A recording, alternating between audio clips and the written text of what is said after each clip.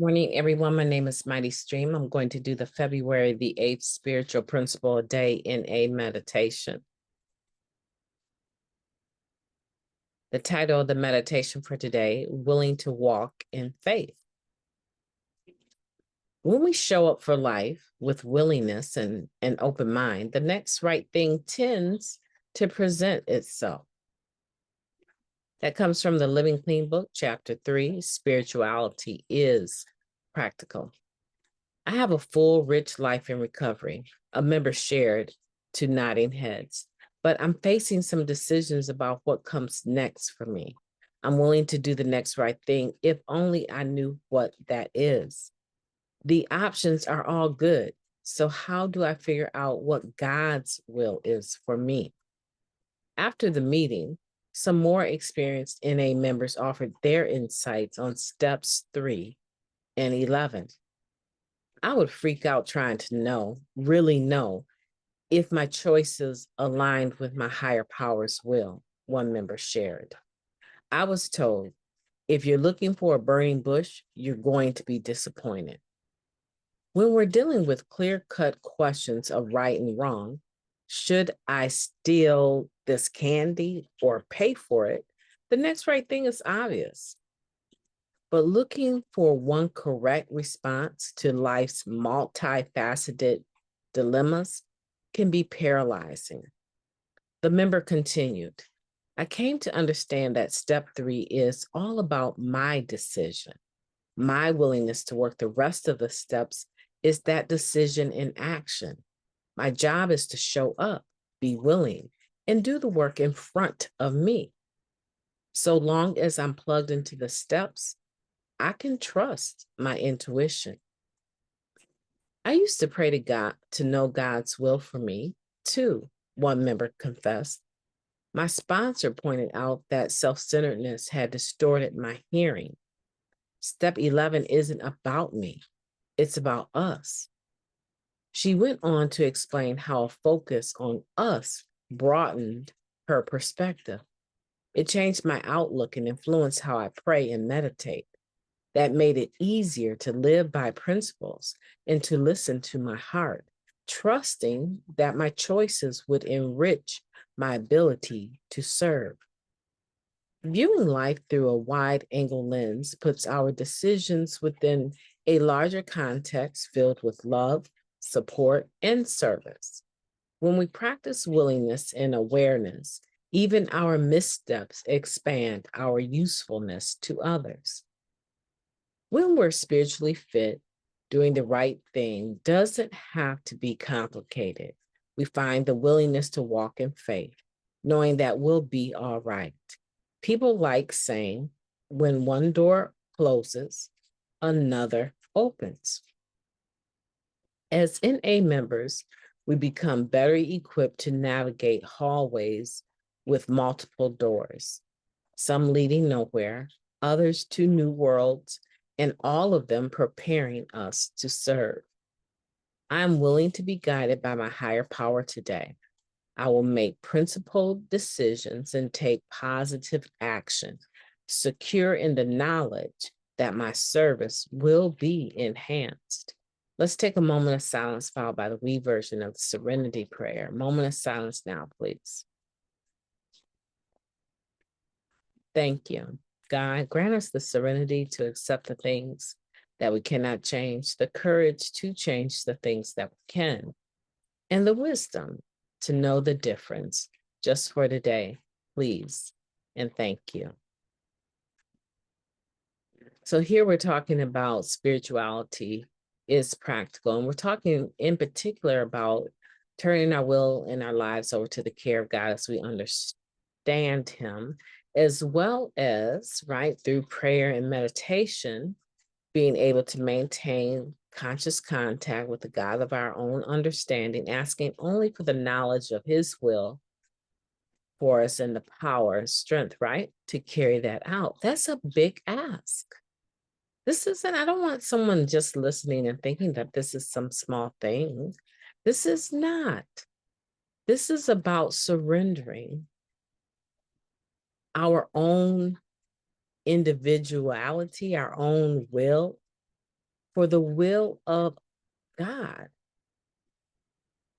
the God of your own understanding, which makes it even less likely that you can't do it.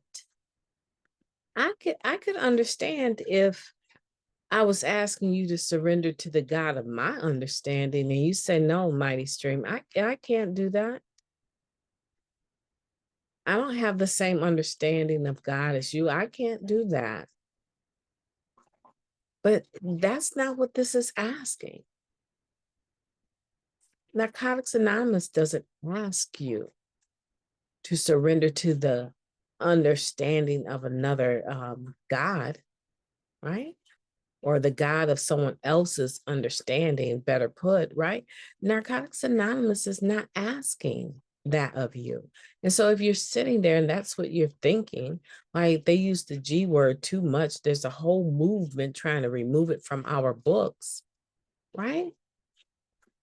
It's just a title. No one is asking you to have their God, which, like I said, if I were to ask you to do that, if I were to ask you to maintain conscious contact with the God of my understanding,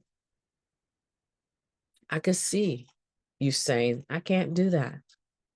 And you would be justified because it's only your understanding that is going to open the door to enlightenment, right? Your perspective is what opens the door to being able to flow in how you understand things to go, right? It's not important for you to understand my higher power or to accept my higher power, but it is important for you to do that. And when you do that, you are surrendering your will to a power greater than yourself, to a higher power, whoever, whatever, however that is. So it takes away, right? If you're sitting there listening, it takes away all of your excuses for why you can't work this program. There's no more excuses. You have the same, I want to say, same opportunity, the same right and responsibility to have a third step and an 11th step. And yeah, I get it. It's a big leap from 3 to 11. I get that. 7 steps in between, 11 being the 8th one, right? The 8th one after the 3rd step. I get that.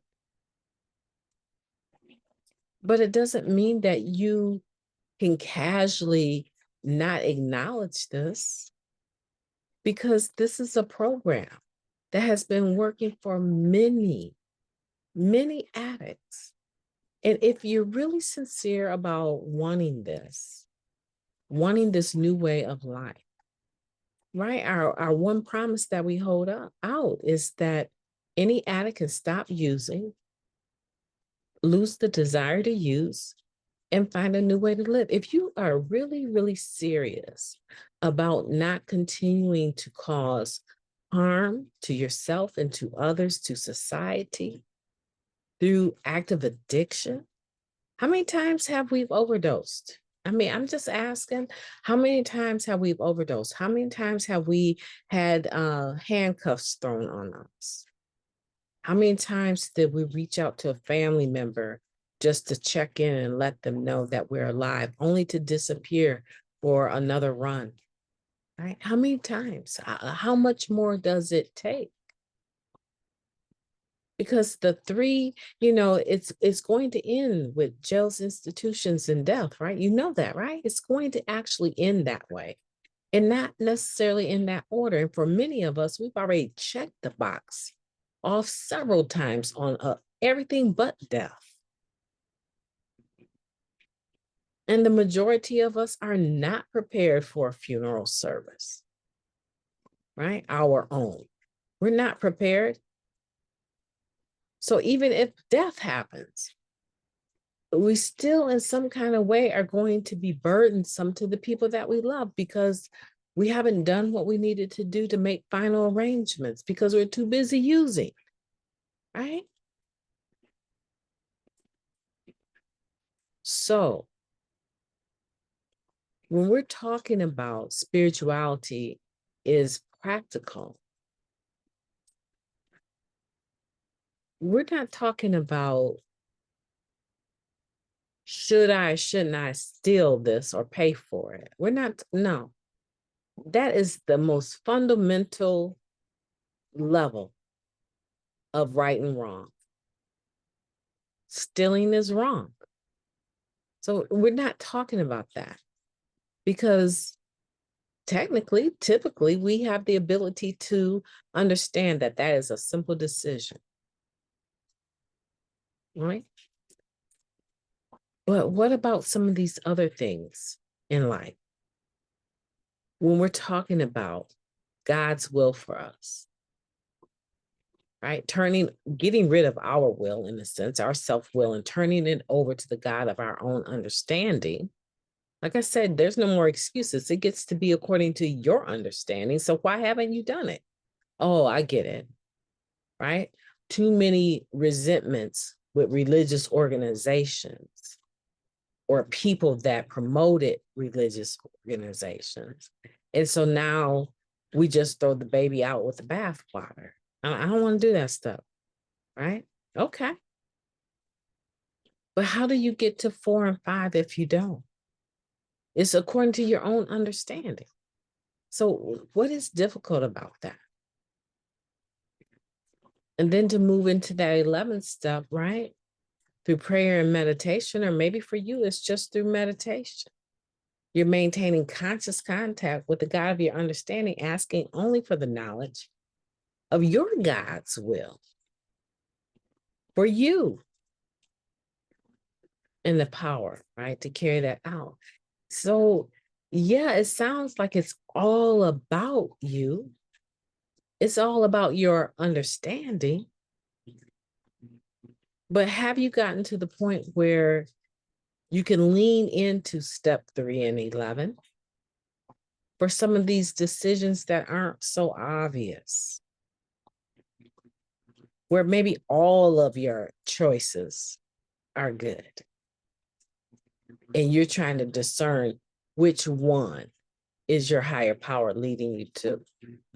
What if your higher power is just leading you to the fact that you have many choices and to have faith in your spirituality and your connectedness to your higher power, that you will make a decision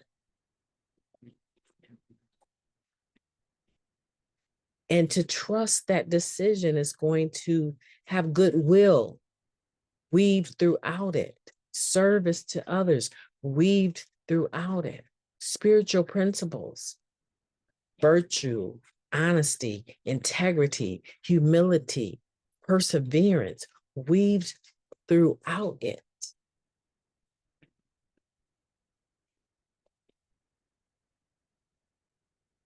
And then you can move on that. And so what if it ends up not being the most perfect result? So what? You have all the tools that you need to be able to stay clean no matter what.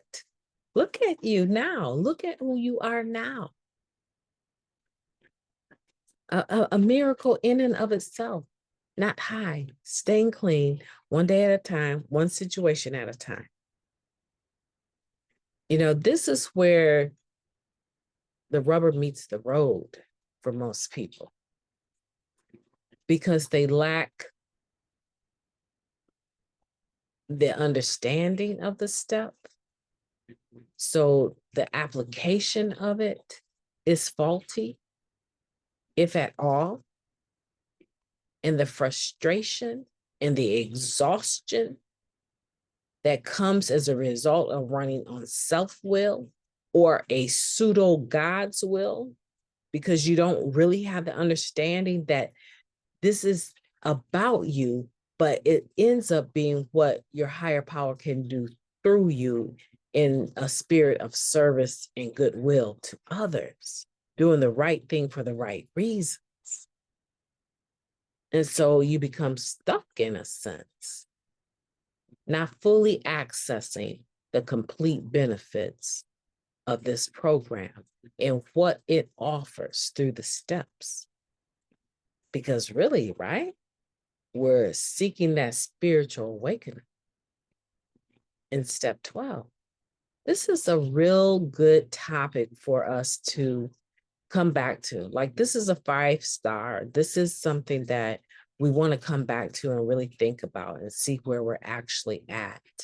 This is something like that daily inventory. We need to know where we're at on a regular basis on this step 3 and step 11.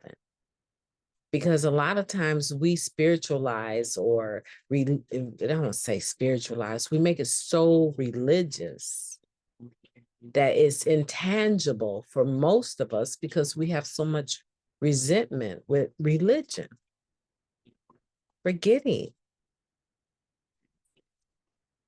that we're spirit beings, we're spiritual people living a physical experience. So that means that what I need is within me. It's within me.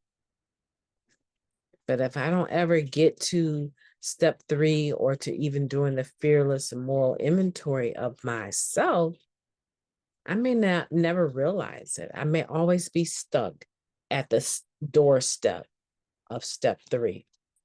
My name is MightyStream. I am excited to be with you today. I am preparing to go to Iowa again. So the next time you hear from me, if I only had the time to pre-record, I wouldn't have to worry about this. But the next time you're going to hear from me, I will probably be in the lobby or in the bathroom in my self-made studio in a hotel in Iowa as we prepare to memorialize my father. So thank you for sticking with me.